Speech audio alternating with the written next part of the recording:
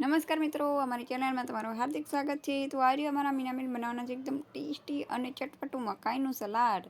તો ચાલો રેસીપી ફટાફટ જોઈ લઈએ। સૌથી પહેલાં તો આપણે મકાઈને બાફી અને એના બધા બિયા કાઢી લેવાના છે। ત્યારબાદ એક કાકડી, લીંબુ, બીટ, ટામેટું અને એક ડુંગળી લેવાની છે। તો હવે આપણે કાકડી, ડુંગળી, બીટ અને ટમેટાને ઝીણા ઝીણા આ રીતે કટ સુધારી લેવાના છે અને લીંબુ અડધું લેવાનું છે।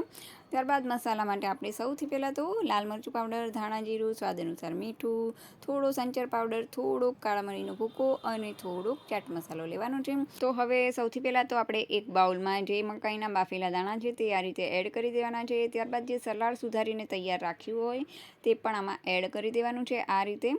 હવે સલાડ એડ કર્યા પછી આપણે જે મસાલો રેડી કર્યો હોય થોડો એક ડીશમાં તે પણ આમાં એડ કરી દેવાનો છે। આ રીતે બધું મિક્સ કરી દેવાનું છે। હવે બધી વસ્તુને બરાબર આ રીતે મિક્સ કરી દેવાનું છે।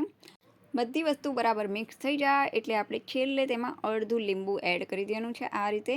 અડધું લીંબુ નીચોવશો ને તો એમાં ખટાશ એકદમ સરસ રીતે આવી જશે અને તમારું એકદમ ટેસ્ટી અને ચટપટું સલાડ બનીને તૈયાર થઈ જશે। તો ચાલો, આપણું સલાડ બનીને તૈયાર થઈ ગયું છે।